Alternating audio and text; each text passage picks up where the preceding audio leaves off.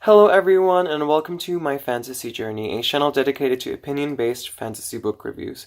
Today I'm going to be talking about one of those books that you feel this sort of thing, this sort of connection with from the moment that you see them. You know, it's kind of like this attraction that you feel towards the book, and you might not even know a lot about it, but you still feel connected to it. It's like really weird. Um, and you feel like you're going to love it. I'm pretty sure this has happened to a lot of you, and if it has, please go to the comment section and let me know when this has happened to you and like with what books, because I'm very curious to read that. Um, but anyways, yeah, I felt like that about this book. This is the second book that I read from this author. I do own other of her books, but I still haven't gotten to them, so this is just the second one that I've read from her. And I absolutely loved the first book that I read from her. I was completely spellbound by it, and I am pretty sure I can say that it's one of my favorite books of all time. It was absolutely gorgeous, and I loved every second of it. Um, so I had high expectations for this book. Also, I've heard a lot of this author, of course. I've read book reviews and seen videos and stuff like that, and there are a couple of people who also love her books. So, you know, the expectations were pretty high, you know, not only because I felt like I was going to like it, because you know, I had read from her before, and you know, and I did love her previous work. So yeah, so I had high expectations, but did it live up to those expectations? Not really, unfortunately. it's it's not a bad book by all means. I'm still glad that I read it. It's very interesting. And yeah, it's not a bad book at all, but it didn't fulfill my expectations, and I just couldn't help feeling slightly disappointed. But still, it was still a really cool and interesting book, an interesting take on this kind of like retelling aspect. So I'm still glad that I read it. But anyways, that being said, let's just get to the review. So the book that I'm going to be discussing today is Heart's Blood by Juliet Marillier. So yeah, like I said, this is the second book that I read from her. The first book that I read from this author was Well with Dancing. Like I said, I absolutely love that book. So yeah, like I said, I did have high expectations with this one. But anyways, I'm just going to start by talking a little bit of what this book is about. Super general kind of like summary. So I must say from the beginning, this is kind of like a retelling. It's a retelling of the Beauty and the Beast, even though it is very different, but it is kind of like a retelling from the Beauty and the Beast. But it takes place on kind of like medieval Ireland. So yeah, you know, opposite to like the original tale, which is French, of course, which takes place obviously in France. But this retelling takes place on medieval Ireland, so that's pretty interesting. But anyways, so this book is about this young girl named Katrin, who is escaping from an abusive relationship, and she finds herself pretty much in the middle of nowhere, and she meets these strangers who take her to this strange, remote, and secluded village, which of course she is never seen before. And you know, it's a very strange place because when she arrives, people are scared of her, are scared from the outside, and are very wary and very intent, and you know, they almost don't let her in. And this place is called Whistling Tor. So yeah, she gets to this village, and then she talks to these people, you know, and she tells them her situation, that she's trying to escape an abusive relationship, and she doesn't want to be found by, of course, the man who was committing these acts, you know, and stuff like that. So she learns about this castle in the top of the hill of this town, the Whistling Tor itself, and she decides to go and seek for kind of shelter in that place. And even though the people of the village, sorry, tell her that that place is like kind of haunted, and there's like creatures and really strange things, and that's why they're like stuck in their village, because there's so many legends about it, and it's a horrible and scary place. She still manages to summon courage and say, you know, I need to escape this abusive life, and I want to hide in a place where I feel safe. And it just happens that that place, a man who lived in that place came to the village and was seeking for a scribe, and Katrin was a scribe. So she just decides, like, this is the chance for me to go, um, and I will have a job and I'll have shelter and I'll be away from this man who is seeking me, probably to hurt me once more. So she ignores the warnings of the people in the village, and she takes to this place and this castle, this weird castle. And yeah, and so she goes to the castle and she finds herself, like when she's walking through the woods, she finds that the legends that they told her were true. There's like a whole bunch of things going on, but I'm not going to talk too much about it because I don't want to spoil it. And then she finds herself in this strange, huge castle and meets this scary red-haired man who yells at her because she was in his garden. And and yeah, that's pretty much what the book is about, because I feel like I'm already talking too much. I don't want to spoil too much. But then of course, she starts to live in that castle and starts discovering things about the people who live there and about this strange, quick-tempered man, and putting her scribing abilities, if that's even a word, scribing, abilities to work. She discovers a whole bunch of things from from these people who live there. And yeah, then she must like kind of like discover some things to kind of like save the people who live there and herself. So I feel like this was supposed to be like a quick summary, but anyways, that's kind of like what this book is about, because I just feel like I couldn't say just like, oh, it's a Beauty and the Beast retelling and whatever, and just like, but anyways, let's just get straight to the review now that I've talked a whole bunch. So I'm gonna start by saying the things that I liked. So I did like the twist and originality of the retelling. Even though this is a retelling from the Beauty and the Beast, it is very different from the original tale. Very, very different. Of course, it has the similar aspects from it, but of course, the setting is different. Probably, of course, the era is also different. The time that it takes place. Like I said, there is like of course, the aspects of the Beauty and the Beast and all that, and the falling in love, but it is very different in a lot of aspects. So I did like that twist and originality. It's not just like Beauty and the Beast all over, but very different, and very original, and very cool. So I did like that a lot. The writing was pretty nice. Also, I usually don't love books that are written on the first person, but I didn't mind this one. I don't mind them when they're nicely written. So I did like the writing of this book. It really gave character to the characters. It made them really believable and very real. And I like that a lot, because sometimes when the writing is not that good, it makes the characters fall short. So that's, of course, that's a bad thing. But in this book, you could really like, you could sense like the personality of each character, and that was really something that I really liked. So the writing in this book was very spot on, without being overly complicated or anything like that. So that was nice. Like I mentioned, I did like the characters. They're very realistic, very believable. They have a lot of personality, so there are barely any like flat characters on this book. Of course, there are like double character, like background characters, third characters, and whatever. But even those, you sense a lot of personality in them. And of course, I think that obviously that has to do with the way that they were written, everything. Obviously, that's obvious. But yeah, the characters were very believable, very real, and I enjoyed that a lot. They were, the characters were very solid, so that was nice.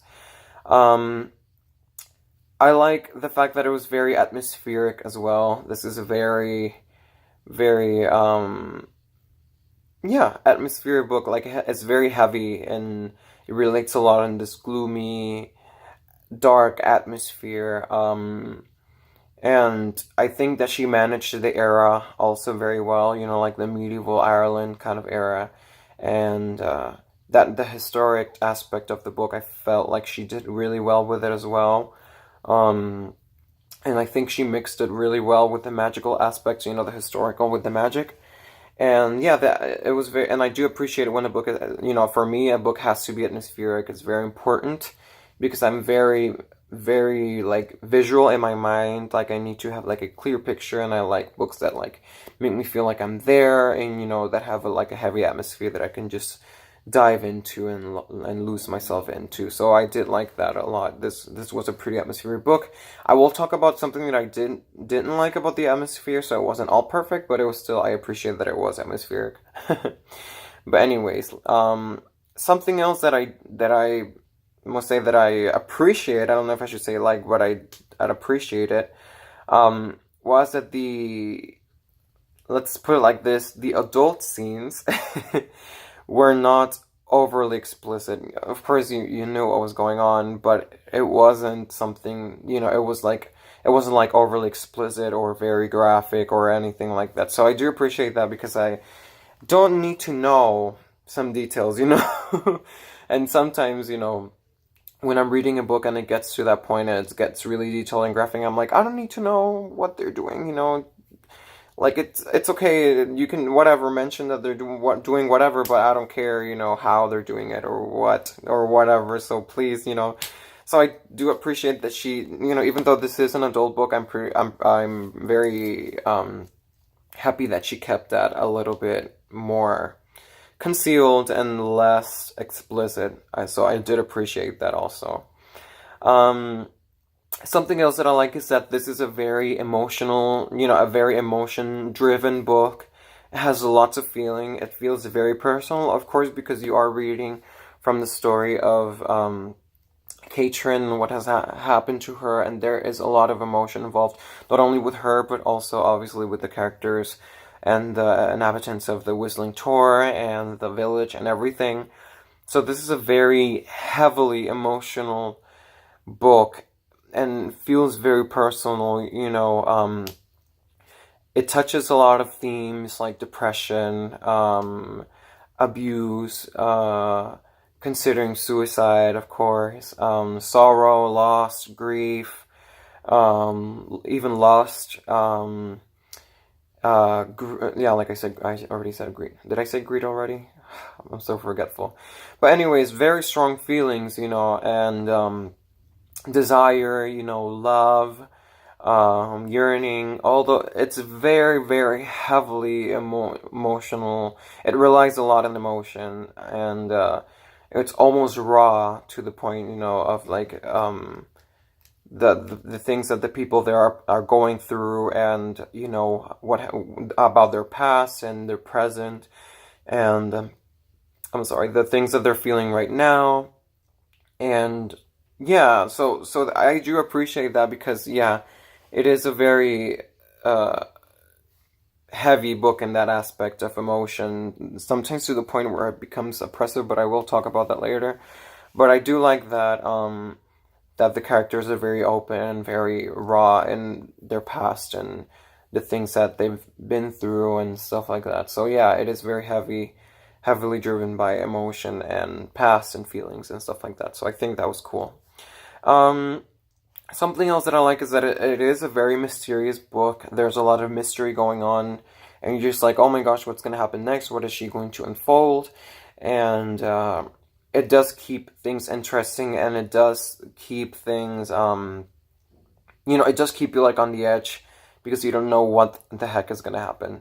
So I did like that also. That was really cool. I did like like I said, the atmosphere. It is very dark. So there's a lot of darkness, but of course it also like matches well with the mystery and the things that are going on, of course, and the place itself, because Whistling Tor is very dark and and strange and kind of scary place. So yeah, I did like the mystery of the book and about the things that happened in the past and that were going to happen in the future. So that was cool. I already mentioned this, but the very nice and accurate setting. Like I said, I usually, and I'm sorry, but maybe you like this, who's watching, but I'm not really a fan of the historical side of books. I'm not really interested in history, honestly. I don't mind it if it's done well, like in this, or for example, The Bear and the Nightingale. because I do love folk tales, and of course that is historic because obviously, but I don't. It's not something that I love that I need to have in a book.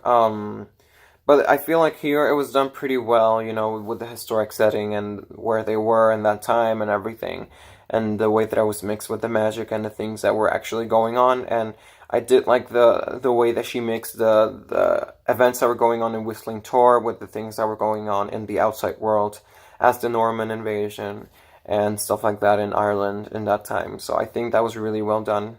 It was a very accurate kind of like feeling to it, and very cool and interesting, for a Beauty and the Beast retelling also, I think. So that was cool.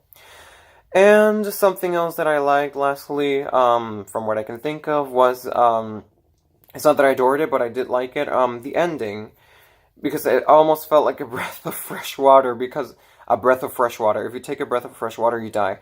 A breath of fresh air, and a sip of fresh water.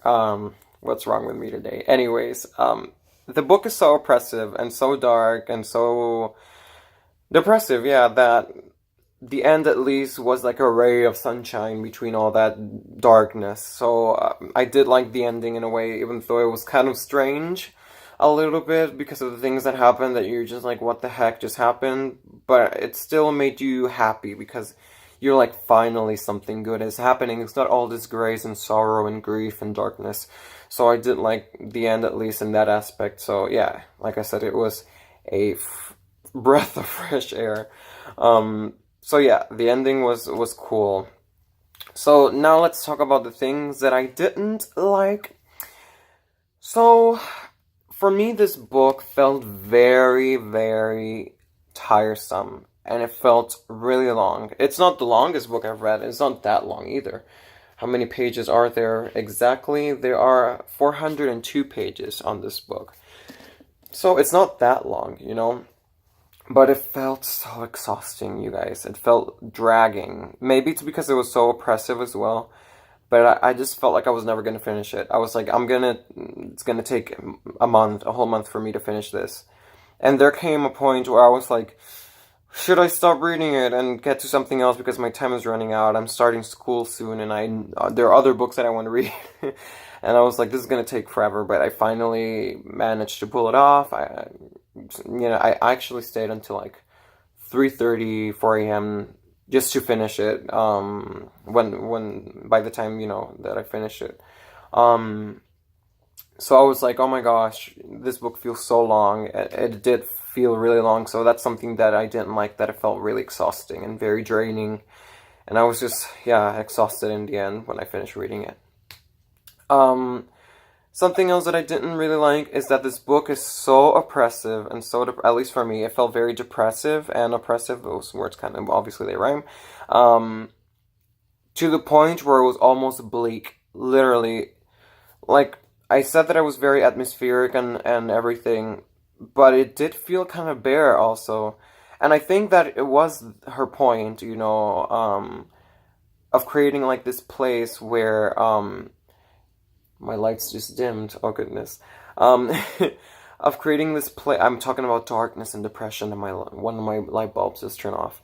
I think it was her intentions to create this place where it was bare, where it was, it felt hollow, empty, to create this atmosphere, this kind of like depressive atmosphere. So I guess that was her intention, but yeah, it was so oppressive and so depressive to the point where for me it felt bleak, almost like, oh my gosh, like, get me out of here, but like I said, I do think that it was her intention. If it was, then well done, but I don't know, it also added to the tiresomeness of the book in itself, so yeah. Something else that I didn't like is kind of like the theme of hope in this book. Of course, I did like like I said, the ending. That was like a breath of fresh air, because of its more, positive side in a way. But there was a point when the main character, she was talking about hope and stuff like that, which for me felt kind of lame and tiring, because she kept saying like, oh, don't lose hope and whatever. And, the last thing, stuff like that, like, you can't lose hope, hope is what keeps us alive and whatever. And, you know, in such a horrible situation and depressive place, it does seem very out of place. And it was just to the point where it almost felt lame. Like, just stop, you know, and just stop with your hope thing. Just, you know, okay, I get it and I do appreciate it. But you're just like, you know, telling a man who has been cursed for where his household and family has been cursed for 100 years. We're like, oh, you can't lose hope. It's not that easy, you know? But that's just a small observation that I had. But anyways, so that was another thing. Yeah, something that I also didn't like. Say that being said, is that the main character felt foolish sometimes for me, sometimes annoying. I did like her. I did feel empathy for her, of course, because of the things she went through and because she wasn't obviously an evil person. Because she was kind-hearted and she did bring it was because of her that, you know, that the things happened. And I did like her, you know, I did like her as a character, and I did like her and everything. But yeah, sometimes she was kind of like foolish and annoying and too passionate sometimes. I felt like she got too much driven of emotions. And it's okay because she did go through a lot, and I do understand that. But yeah, but sometimes it just feels foolish. And even like the other character, Anluan, as well. Sometimes he felt too passionate and just too and kind of foolish and annoying. But you know, does it change that much in the end? Well, things change in the end, so obviously it's not going to be the same. But yeah, the sometimes the characters do act like that, but it's not something that was super horrible. Something else that I didn't like was the romance. The romance wasn't the worst that I've read, and it wasn't like so like how do I say it? It wasn't like extremely cringy or anything, but I just feel like it didn't mature correctly. Of course, in the original Beauty and the Beast, it didn't either, but that's kind of like a fairy tale. You know how things in fairy tales just happen, like, we're gonna get married tomorrow, you know, or something like that. They just met today and they're gonna get married. Today, actually, and they just fell in love, you know. Those are fairy tales. Fairy tales are like that. But in this book, that was so serious and so, you know, mature in the aspect of, like, emotions and stuff like that. For me, the romance didn't really mature in the correct way. It just felt like it just didn't feel correct. Like, oh, and you know, she starts feeling for him and whatever, all of a sudden, and then it's like starts growing all of a sudden. But there's not much like, so to say, like a driving force to the romance. It just felt like it happened. Maybe, I don't know, the character, because she had been through so much. Maybe she saw, but then again, she also felt scared. I'm not going to talk too much about her because then I'll spoil things. But yeah, for me, the romance just I didn't feel like it matured correctly. But yeah, I'm not a fan of romance in the first place. So something that I didn't like either, like I mentioned before, I'm not such a fan of like historical aspects, so I wasn't really that much of a fan of the historical aspect in this book, but I didn't hate it either. It was okay, but it's not something that I loved, you know, but it was fine. It didn't really bother me that much either. And yeah, and something else that I didn't like is that I just felt so stuck sometimes, like, oh my gosh, what's gonna happen next? It's sometimes it got really wordy also. Even though it was well written, sometimes it felt almost wordy, like, oh my gosh, just get to your point. I feel so stuck, like, what the heck is gonna happen now? Like, I know that she's there and she's doing this, but like, just get on with it, you know? And sometimes it felt that I was very stuck with this book. And like I said, that made it also feel extra long. So, yeah, that's something else that I didn't like.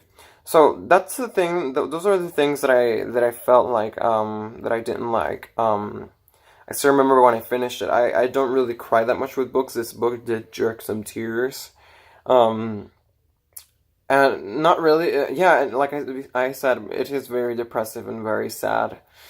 It's a very sad and oppressive, gray, heart-wrenching kind of book. So yeah, I did like cry a little bit, but but anyways, you know, that's cool that it gets such emotions out of you. But anyway, so I will give this book 3.5 stars out of 5. I was definitely disappointed by it because I did feel like I was gonna like it more, but I didn't hate it either. So it was okay. I'm glad that I read it. It is a very interesting Beauty and the Beast retelling, and there goes my light again, and there it goes back. It was a very interesting Beauty and the Beast retelling, and it is nicely written, and it was okay, you know. I didn't dislike it either. It was fine. So I'm glad I read it, but I didn't love it either. And there was a lot of things that I felt like I didn't like that could have been a little bit better, or that I just personally didn't favor. But it was still cool. So who would I recommend this to? Of course, if you are into fairy tales, and if you're into fairy tale retellings, then of course you should give this book a try. It's a very interesting. Of course, if you're into Beauty and the Beast, definitely give it a try. If you're a super fan of Beauty and, well, let me get that to the part when I won't recommend to people.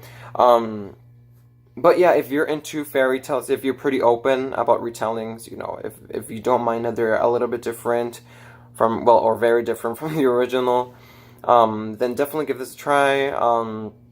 If you don't mind fantasy, if you don't like reading really dark books or very sad, you know, and books, you don't mind getting a little bit depressed, and you're patient enough and stuff like that, then I recommend this book. It is interesting. So, like I said, if you like all those things, if you like the fairy tale retellings and stuff like that, and you don't mind the things that I said, then go ahead and read it. Who would I not recommend this to? If you're very picky, because I know that there's some people who are super picky about the Beauty and the Beast of retellings, and it has to be very strictly like similar to the original or whatever, then don't read it because it's very different. If you're not into fairy tale retellings at all, then don't read it either. If you don't like romance, don't read it. If you are not into depressive, dark, gloomy, bleak, sad books, don't read it either. And of course, if you're into like more of a, you know, like action-packed fantasy and more epic and stuff like that, then I wouldn't recommend it either. But yeah, that's what I think about it. So, Heart's Blood by Juliet Marillier, guys. So this review has been longer than I thought it was going to be, because I felt like I needed to talk a lot about this book, because it did create a lot of like emotions on me in some aspects, things that I didn't like and things that I thought were interesting. So yeah, this review is kind of extra long this time. So, but if you are still watching, thank you so much for watching. Thank you for watching my videos. Have you read this book? Are you a fan of Juliet Marillier? Have you read any of her other books? Have you read While We're Dancing? I'm going to be reviewing that in the future, of course. Yeah, and tell me what you thought about this book. If you liked it, if you didn't, if you agree with me, all those things. Let's talk about Heart's Blood in the comment section. And like I said, thank you so much for watching this video. If you are interested in more reviews, you're more than welcome to join me on this journey. I'm going to be posting much more cool reviews of really nice fantasy books in the future, so definitely join me so we can embark on this journey together. And yeah, that being said, thank you guys so much for watching. I hope that you liked the long review. And yeah, I shall see you in my next review. Read on. Bye.